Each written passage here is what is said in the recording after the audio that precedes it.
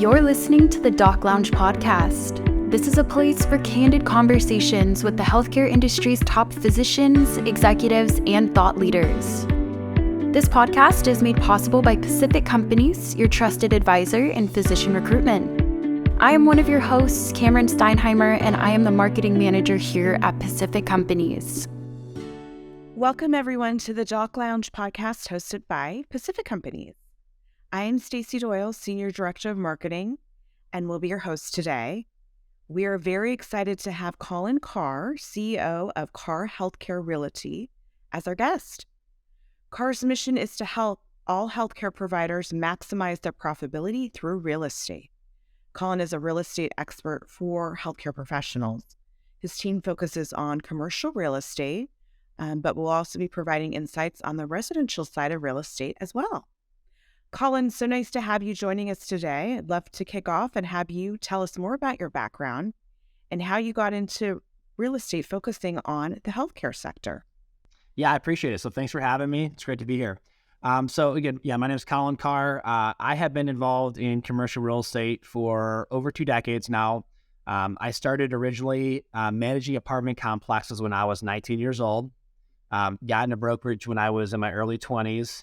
And I first started out as a generalist. I did everything that I could. I did office, industrial, retail. I did landlord work, tenant and buyer work. You know, if the deal moved, I chased it. In 2007, 2008 timeframe, I started working on more healthcare medical type properties.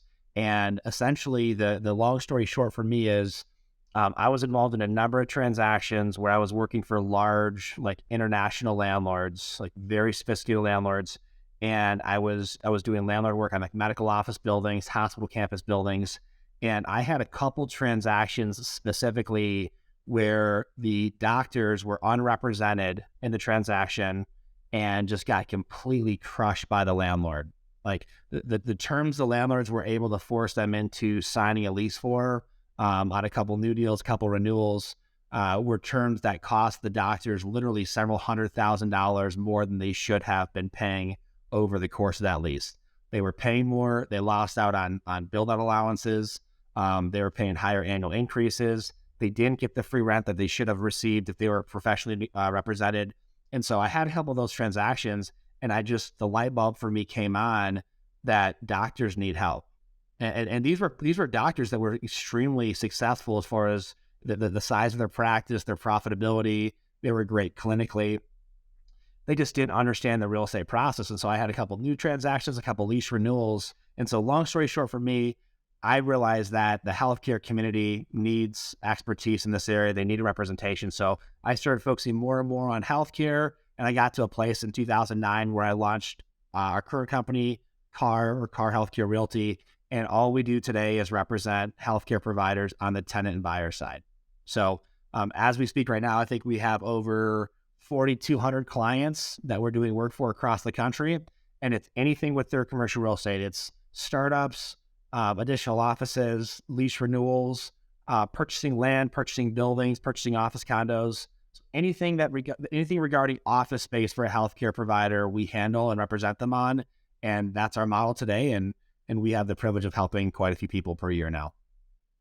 I love that. I love to hear the history of how you got started and really kind of saw a need where you felt like, okay, these are people that are possibly being taken advantage of because obviously they're focusing on, all their education and learning and providing the best, care to their patients. So would love to hear kind of if there's some overall advice that you want to give to any physicians that are looking to potentially, make a change of office or even start their own private practice and are looking for commercial space.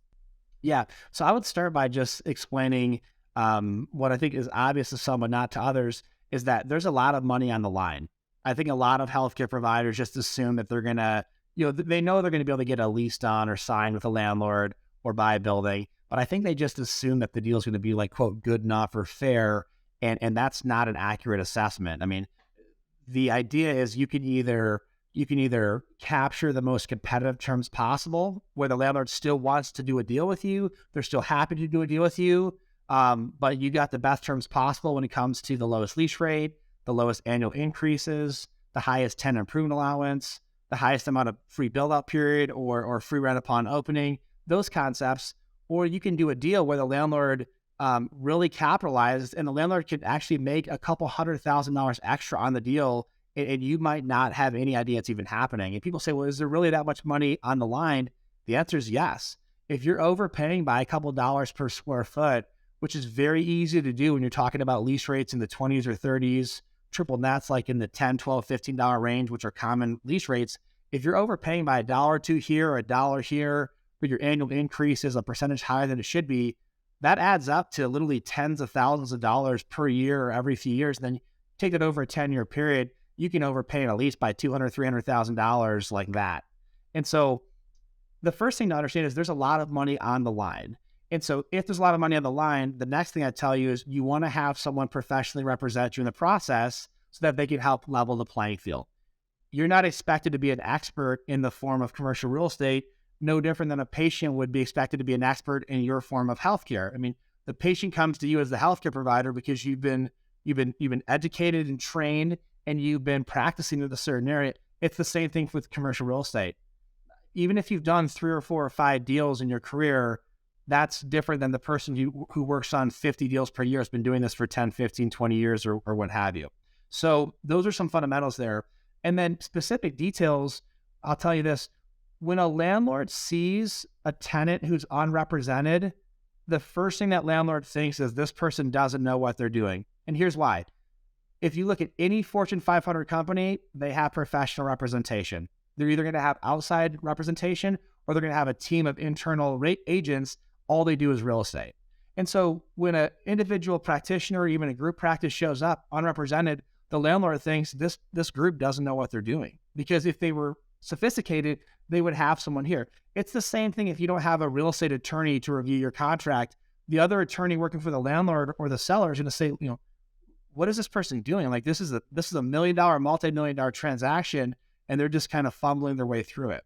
So when a landlord thinks a tenant doesn't know what they're doing, it doesn't mean they're going to be rude to them. It doesn't mean they're going to be a jerk to them. It just means they're going to price things higher than they should be. They're going to make statements like, well, we've never done this before. We don't do this. And a lot of times, unfortunately, they're just lying right to that tenant's face, assuming they don't know any different. But here's the deal.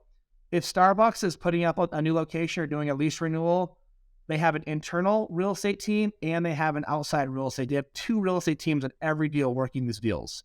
So does Chipotle. So does Charles Schwab. So does Lockheed Martin. So does JP Morgan Chase Bank. Every sophisticated tenant has people helping them. And so emulate successful companies, hire people that specialize there, just like you tell a patient, listen, I'm sure you can find a way to remove your own tooth, but I don't recommend it. There's a better way to do this. You go to a specialist who extracts the tooth in the best healthcare or clinical way, etc. There's a way to handle a commercial real estate transaction from start to finish that positions you to win, to save a ton of money, to maximize profitability, to avoid pitfalls, and not to waste your time, which is very valuable. Handle it like the pros do, hire representation, and have a sophisticated strategy and approach to every transaction that you do. I think that's great advice. And I guess one of the first questions that comes to mind is, how do you find somebody like yourself? Are you guys nationwide, or what are some tips you can give to our physician community about how to find someone to represent them? Yeah, that's a great question. So the first answer is yes, we are nationwide, and we would love to help anyone we possibly can, but I will remove ourselves from this conversation. You need to find someone that you trust, someone that you believe has a good strategy, somebody that doesn't have conflicts of interest, and I can explain that in a second. But the best way is you can search online. That's one way. You can ask other colleagues or providers that you trust. Another way is to ask key people that you work with. Like, for instance, if you have a really good lender that you trust, they probably have a good recommendation of a person or two that does real estate. If you have good equipment suppliers or technology providers or merchandise reps, a lot of times these contacts will know people in the commercial real estate industry. So you can ask other partners you work with. You can ask other colleagues or peers. You can just search online, healthcare real estate agent or commercial real estate broker for medical or whatever the key terms are you're looking for. Once you get a name or a number or an email address, the best thing you can do is reach out to them and then just ask them some questions. Ask them, what's your focus or expertise in the healthcare industry? Why would you be a good fit to help me in my transaction? Why are you better than some other agent? Or why, if I drive down the street, I see someone's name on a sign, why would I talk to you versus just calling them? And one of the top things you're interested in identifying as a healthcare provider is that the person doesn't have what we call a conflict of interest. And what I mean by that is, in any transaction for commercial real estate, you have the tenant or buyer side, which if you're acting as a healthcare practice, you're going to be as a tenant or buyer in that transaction. And then you have the landlord or the seller. And so if you're buying, you're going up against the seller. If you're a tenant, you're going up against the landlord. You want to make sure the person representing you is not also representing possible landlords of properties that you might be interested in or properties that are going to be selling in that area. And so one of the questions you can ask them is, do you have any conflicts of listings, or are you pursuing any listings in the areas we're looking at? And if they're not exclusively tenant and buyer rep, or if they already have other listings there, they would be disqualified. And here's why. Let's say there's 5 really ideal properties, like 5 really nice Class A properties in the area that would be a fit for you. They have the square footage you need. It's the location you're interested in. And if the person who you're talking to representing you on the tenant or buyer side also works for one of those landlords, they're eliminated instantly because they can't provide unbiased opinions or advice to 2 opposing parties. It's kind of like if you went to court, whether you were on the plaintiff side or the defense side, like you can't share attorneys, okay? Like the defense attorney can't also give the plaintiff advice. It's an opposing objective. You both have the desire to get a deal done, but the margin for which that deal gets done is a couple $100,000, and each side wants the best deal possible. So the best thing you can do is make sure that if you're talking to a commercial real estate agent or broker, same thing for the terminology as far as who's representing you, you want to make sure that person doesn't have any conflicts. They're not representing landlords or sellers in that area. Their company's not representing landlords or sellers in that area. They're not pursuing listings, because what you don't want to do is have someone help you with a deal, and then 2 months later you move in, and then that same broker who was your agent now has their sign up in front of the building. They used your deal to get in touch with the landlord to become the next listing agent. If that happened, you can almost be assured that you left a couple $100,000 on the table. Got it. That's really interesting. I never knew that. Residential, it's a one and done deal. Like, they help you buy or sell. Commercial, everyone's always looking for that next transaction. They do a deal with a landlord and they would take that landlord to lunch. Do you need help with your property? Could I be your next listing agent? You want to avoid those conflicts of interest. Our company only does the tenant and buyer side. We don't do any landlord, any seller work. And so we just eliminate that conflict from the very beginning. We thought that was the right move from the very beginning back in 2009 when we started. It just keeps it to where no one ever has to wonder, are we being as aggressive or thorough as possible with our clients? I don't have an interest in that landlord's future work. That's a very smart strategy that you guys took as a business. I love that. I would love to hear just, if there's overall trends right now that, you're seeing in medical real estate, I guess really more on the commercial side of things. Yeah. So the current market is still very competitive. I know there's questions about the residential market softening. I really would tell people it depends on the market that you're in. Like in every city, in every state, I don't care how depressed it is in certain areas, there's going to be some sub-markets for residential. If a house goes on the market, it's going to be gone instantly. I mean, they're just markets do vary significantly, even just crossing a major thoroughfare or road. But as a whole, residential real estate is definitely softening. Okay, you can look at the average or median sales price in different markets. A lot of that is tied to interest rates that are going up, but also it's also tied to supply and demand. And so, the more supply, the softer the prices, the higher the interest rates, the lower the prices. So residential is definitely softening as a whole in most markets. Commercial real estate as a whole is not softening hardly at all. It's staying very competitive, and that's because the supply is still very, very minimal as far as the amount of vacant space in most areas. Certain types of commercial real estate, like industrial, is at all-time highs. Like the amount of people that want industrial distribution warehouse space and the amount of companies that need that are pursuing that it's creating a market where in the industrial real estate market, which is not healthcare related, but just to give you an example, it's as competitive as it has ever been. When it comes to healthcare real estate, medical real estate, hospital campus type space, or retail space that a healthcare provider would want to occupy, sub-markets are softening a little bit, but as a whole, for the most part, it's as competitive right now as it has been the last couple of years. And so what that speaks to is, it's not, you have a tenant's market, or you can do whatever you want, or, you can force landlords to take any terms because they're just desperate. For the most part, they're not desperate. They still want to get competitive deals. Now, the advantage you have if you're healthcare is that a lot of landlords over the last few years, as people did come and go out of business, they realized that medical and healthcare providers have one of the lowest failure rates of any type of tenant out there. A lot of retailers closed the door recently. A lot of large office tenants reduced their footprint, shrank their space, closed down locations.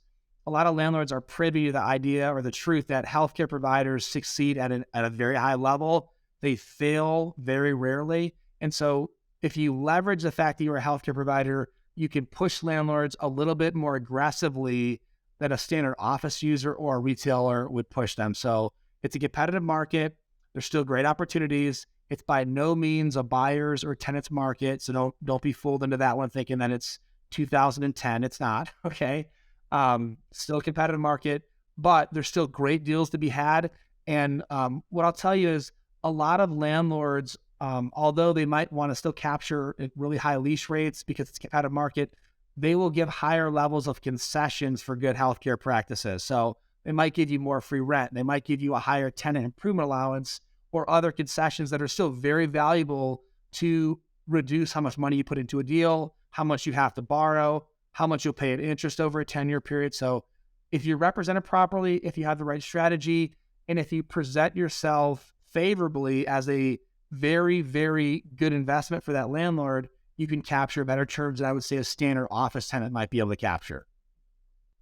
That makes a lot of sense. I mean, just the stability that obviously, medical practice can bring really should help you with some of the negotiating power. And that's really, I think that's a great piece of advice for everybody listening today. I was curious, are there any markets right now that are best in terms of value for new medical practices? Like if someone was thinking of moving somewhere. I would say it's really case by case. Like for instance, I could tell you like there's parts of like, let's say Miami, Florida, where even during COVID, those landlords didn't flinch. Like they knew they had the premier properties. They knew that there was virtually no other available spaces, and they didn't drop their lease rates even $1. They didn't add any concessions. They just said, hey, look, this is kind of a blip on the radar. We think the market's going to rebound here once the world gets back in order. In some of those markets, they literally did change a single thing. Other markets are a little softer. And the markets that are a little softer, typically it's tied to when there's more inventory or when there's options to purchase land or build your own building. So for instance, like let's say you were in, like let's say Tulsa, Oklahoma, and you were in a suburb of Tulsa. If there's land available to where you could go buy your own piece of ground and then build your own building, that's always going to present more competition for existing properties. And that in a market where it does start to soften, it'll soften at a faster rate than a market like Miami where you can't buy, there's no land to buy or the land is too expensive. So, again, it is really case by case. I'm in the Denver market, Denver, Colorado. There's some suburbs where the lease rates today are as high as they've ever been in the history of Colorado real estate. There's other markets where maybe they're a little bit older markets and people are buying properties, tearing down properties, rebuilding, there's redevelopment happening. Those markets have softened just a little bit. But as a whole, I would tell people don't get caught up as much in like, can I get a steal right now? Or is there a bargain? Really the question is, look, if you want to be in a certain area, or if you're already in a certain area, the question for me is, how can we capitalize on your next transaction? Like if you wanted to start a new practice, trying to time the market or wait for the market to dip to where you think you're going to save money is a really bad idea. You might sit on the sidelines for a year, 5 years, or it might not ever dip. And in that case, what's the priority? Saving $2 a square foot on your lease rate or opening your own practice and then, building up a tremendous patient base and having a new asset. If you're an established practice, you don't have the ability to go on the sidelines. It's either you stay in practice or you don't. And so again, the question is not, can I time my lease rate perfectly to save $1, $2, or $3 a square foot? The question is, how can we get you the most competitive lease rate? How can we get you the highest amount of concessions? How can we protect you so that you're not exposed to the complications, pitfalls, delays? And how can we give you peace of mind that you pick the best property with the best terms and that you have the confidence to move forward on that next lease where you're not wondering, did I do this the right way? It's kind of like a patient comes in and says, look, there's two options for you. You can either rehab it here or we can do surgery. Like, you want to know what's the best game plan, what has the highest probability for success. And then when the patient makes that decision, they're making it with information, with knowledge, and then they're going to hopefully have a relative level of peace to move forward with it, saying, I'm making the best decision for my body or for my family, whatever it is. It's the same thing for real estate. You have to deal with a transaction. If you're an existing practice and you have a lease coming up, you either have to renew, you have to relocate, you have to go purchase. So how can we get you the best deal possible with what's available in the current market, with your requirement, and in the area that you want to be? I think that that's really insightful. And I was curious, given today's higher interest rates, are there still benefits to buying over leasing? And now specifically talking on the commercial side, wanted to hear your thoughts there. Yeah, that's a great question. And so, yes, there are a significant amount of benefits to owning commercial real estate if it's the right property, if it's going to fit your needs for the next 10, 15 plus years. I tell everyone I speak with, yes, interest rates are higher right now than they were a few years ago. However, interest rates are actually touching where they were back in the early 2000s, 2006, 2007. I mean, there were higher rates then than they are now, and yet there's a lot of people that opened practices in 2004, 5, 6, 7, 8, 9 that have now been in practice for 15, 20 years. And like, if you ask them, do you wish you would have waited until rates came down 5 or 10 years later? They'd say absolutely not. Like, I mean, yes, you want the lowest interest rate. There's no question, but it's not going to make or break your practice. Or if it is going to make or break it, it's too tight of a margin. You shouldn't be buying the property. The other thing too is, if you look at an interest rate, chart over the last 30 years, yes, they're going up. They're going to come back down again. They're going to go up again. I mean, those are interest rates. We just came off of the lowest interest rates America has ever seen, right? A lot of people don't remember what happened, and I was too young to know what my parents were doing, but I mean, people were buying houses with 17% interest rates in the early 80s. Like, today, people are complaining if it's a 4% versus a 3.5% rate. I mean, we have no precedent for what's happened in the past. But long story short, if it's the right property with the right location and you can get a great build out there and you're going to be happy there for the next 10, 15 years and the numbers work today and you can afford it, by all means, purchasing is a tremendous way to build additional wealth, to create a second asset. You have your practice now and the real estate. You pick up significant tax deductions. You can depreciate the real estate. Every month you cut a check, you're paying down principal, which means your net worth goes up every month that you pay a payment to your lender. Your net worth goes up, your practice's balance sheet goes up, depending on how it's structured. And then my position is just refinance when the market corrects. I mean, that's the game plan. So do I think interest rates are going to be at what they are right now for the next 10 years? No, I think they might even go up another margin or two, which they're projected to. But once inflation tames further or it gets under control, which eventually it will, rates will come down again, we'll drop them again. And again, will we see prime at zero like we did, 2 years ago? Maybe, probably not. Maybe, who knows? But it doesn't have to be zero for it to still be a phenomenal investment. All I do is commercial real estate. I would have no issue buying a commercial asset or a residential asset right now if the numbers worked and I liked it. And yeah, my margin's going to be a little tighter right now, but I'm going to refinance in 18 months or 2 years or whenever the rates come back down again. And I'd rather own commercial real estate and have a little bit of a tighter margin and refinance in the future than not if the deal makes sense. I love that. That's great advice for all of our listeners out there. So, and I think that it makes perfect sense for what you're saying. Kind of, we're coming out from real historic lows, and so, there's always that ability to refinance if needed. Shifting a little bit now to residential. Obviously, I know you focus your efforts on commercial, but you're very, an expert in the whole real estate field. At Pacific companies, a lot of times we'll be placing doctors that are moving into more rural areas. And wanted just to know if you had any insights about trends that you're seeing in kind of those, smaller markets that, doctor may be relocating to, that is really in need of their services, and these might be great communities, but just they're not as familiar with the location. So how should they really approach real estate in those markets? Yeah. So one of the benefits about residential real estate is you're talking about purchases, or at least we're talking about purchasing residential real estate. Those are all publicly recorded transactions. And in most states, you can just get on the county assessor's website and you can see what the house was sold for. You can call a title company and have them do what's called an O&E, an ownership and encumbrance search. And they can tell you what the person paid for it. They can tell you who the lender is. They can tell you how much they finance. Those are all public recorded documents, and those are debt instruments. And so that's one of the benefits of residential is you can get a lot of information.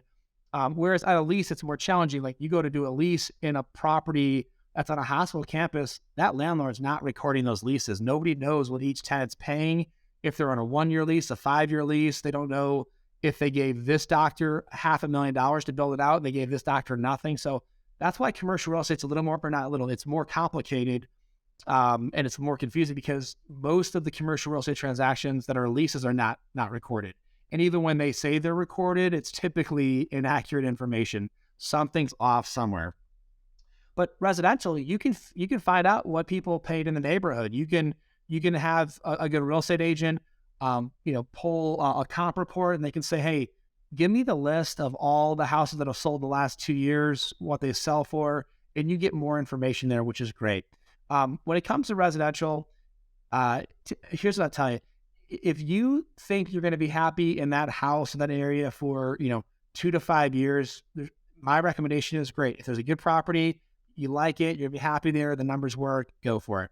If you say, hey, I'm probably not going to want to live here for more than a year or two, you have to be a little more careful because there's a cost of getting in and out of properties. It's not as expensive as commercial, but you are going to probably list the house with an agent if you want to sell it. You're going to pay commissions to your agent and then pay commissions to the buyer's agent as well. That's how real estate works. The seller pays those commissions. If you're buying it, you're not paying anything. If you're a tenant as a provider, you're not paying your agent, paid by the landlord or seller. But if you do want to get back out of it and you're the owner now, you might pay, that 5 or 6%. So, if you see yourself there for 2 to 5 years or more, if you like the property, even if rates are higher, I have less hesitation. If you say, hey, I'm going to be here for a year or two, probably want to get out of here, maybe it makes sense to buy, but maybe you buy something that's more conservative and then you look for the real property that you want to go after, if that makes sense. Yeah, I think that's great advice. And especially when, some of our physicians may be trying new areas like you're saying and seeing, okay, after a few years, like, do I really like this area? And maybe where's my dream home within that community? So I love that. That's great advice.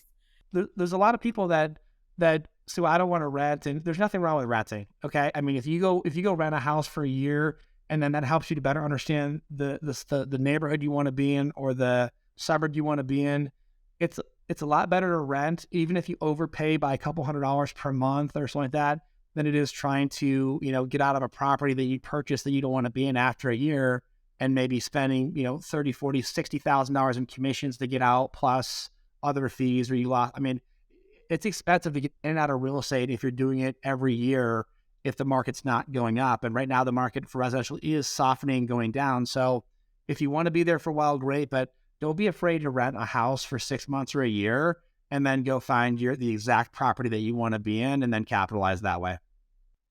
Love that. That makes a lot of sense. A great way to think about things. Lastly, Colin, I wanted just to get we're talking in the beginning a lot about kind of lease terms for commercial. Are there, from your perspective and your experience, are there typical terms that, physicians should be looking for, watching out for, if it's a certain amount of time? Would love to hear insights there. Yeah, that's a great question. So yes, there's definitely things that you want to be looking for. And they're typically categorized into two different places. You've got the economic terms, like the lease rate, obviously is going to capture everyone's attention, but also annual increases. The vast majority of leases increase every year. They have a built-in increase. That's a standard concept. So that's an area where you really want to pay attention to. Concepts like you should never be paying during your build out. Like if you're renovating a space or building it out, you should never be paying for a space that you're working on. Even if you're occupying it on a renewal, you still should not be paying rent during a renovation. So free build out period or free renovation period, that's a big one. And then also free rent once the new lease commences. And people say, well, I'm sure you're not getting free rent even on a renewal. It's like, well, absolutely you would. If the landlord would give free rent to a new tenant, why wouldn't an existing tenant be able to capture the same economic benefits as a new tenant? They might not capture all of them, but they should still be looking for the same concessions that a new tenant would get. It's the idea of, look, I've been here paying you rent faithfully for 5, 10, 15 years. Why would you treat a total stranger better than you're going to treat me? I mean, that's the concept there. So free rent's a big one. And so there's other things like tenant improvement allowances, et cetera. If you're doing a lease renewal and you need new flooring, new paint, or other concepts, new lighting, new window treatments, you should be looking for the landlord to contribute money towards that space, because if you move out, they're certainly going to be replacing the carpet for the next tenant or doing a build out for the next tenant. So on a lease renewal, you should always be getting money or some concession from the landlord to renovate that space. And then, so there's other concepts there that you can pay attention to. I don't need to get too exhaustive, but there's other things that are financially driven. And then there are concepts that are not economic driven. They're business deal points, but they have an economic impact. For instance, if you want to sell your practice, what type of an assignability clause do you have to get not only to transfer your practice to the new buyer, but you need to make sure that you're fully released from that obligation. A lot of times people will say, well, yeah, I have an assignability clause, but if you get into the fine print, it says, yes, you can assign your practice, but you might still stay on there as a personal guarantor. That's the worst place you could possibly be as a healthcare provider, is you don't have the legal right to even set foot into the practice anymore because you sold it. The patient base is now the new person's, and yet your name's still attached to them paying the rent. And if they don't, the landlord could pursue you for a judgment on that obligation. And that happens to healthcare providers all the time. And they'll say, well, no, I had a sublease provision or I had an assignability provision. You might have had it in your lease, but it was not the right one. You didn't have the right language. How you say it is very important. So assignability provisions, personal guarantees. What's the personal guarantee on your lease? Death and disability is a big one. Do you have an option to purchase the property? Do you have an option to expand into any adjacent space? Do you have a first right of refusal? Do you have a renewal option? Do you have exclusivity? Like if you're a specialist, maybe you don't care if someone with the exact same specialty comes and posts up right next door to you or down the hall or in the center. But a lot of specialists would like to say, hey, I don't mind competition. I can't stop competition, but go down the street. Don't have, I don't want to park next to my competitor in the same parking lot and walk in and, our two signs are next to each other in the building. So do you want exclusivity? There's concepts like that. So economic considerations and then business considerations. And here's what I'll tell you. A lot of times when we talk about the economic part, people say, well, that's my real estate agent. And then they'll say, well, the business part, that's my attorney. Yes, there's a level of truth there, but a lot of these business deal points should be dealt with by your real estate agent in the initial negotiations. Your attorney should take what your real estate agent negotiated, and they should make sure that the terms in the lease reflect that. And that's where you take maybe it was a 2-sentence deal point you negotiated, but that turns into 2 pages in the lease. Like the letter of intent might be a 1 or 2 page document. The lease is literally a 70-page document. So your real estate agent negotiates the fundamental ideas like the lease rates, the terms, some of the deal points, and then the attorney's job is to take what was negotiated and make sure that the lease actually says what you intended it to say, and that you are protected as the healthcare provider. And so that's why you want a combination of a good real estate attorney and a good real estate agent. It's not one or the other. You need both. It's like saying, well, if you're a physician, or practice, do I need to have a good nurse or a good doctor? It's like, well, no, you want both. They have different functions. They could overlap in a couple areas, but ultimately there's a reason you want both, not one or the other.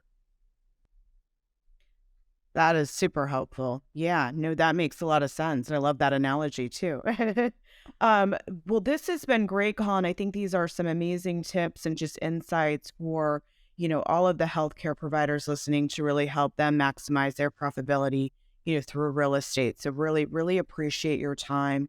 I would love to give our, listeners the opportunity to learn how they can find you and more about, your whole group. Yeah, absolutely. So the best way to get in touch with our company is our website. It's carr.us. So CARR.us. Upper right-hand corner of our website, you can click to find an agent. You can click to get a free lease evaluation or purchase evaluation. And then we've got a tremendous resource tab where if you want to get educated, like you don't have to be educated in real estate. You can let your agent do everything. But if you want to get educated with like FAQs, glossary, other concepts as far as how you can capitalize on your next transaction, we literally have hundreds of resources on our website that are educational based to help give healthcare providers as much information about our world as they would like to get. So website's the best way. And I would tell you, if you have a transaction coming up in the next 24 to 36 months, it's not too soon to start. You might not start negotiating tomorrow, but knowing the direction you want to go, knowing what your options are, knowing the proper timing is very important. A lot of healthcare providers start too late in the transaction, and the landlords know that they don't have a good strategy. They don't have enough time to go build out the new space or relocate. And when you end up talking to a landlord and they know that you are behind the eight ball, you will not see the most favorable terms. It will cost you a lot of money. So timing it is important. You don't want to be too early, but you don't want to be too late. A good real estate advisor can help figure out what's the perfect timing for the transaction that you want to proceed with. Amazing advice. Well, thank you, Colin, so much for your time. We appreciate it. Thank you for having me. It's been fun. Thank you to all of our listeners. If you would like to be notified when new episodes air, make sure to hit that subscribe button. And a big thank you to Pacific Companies. Without you guys, this podcast would not be possible. If you would like to be a guest, please go to www.pacificcompanies.com. Thank you.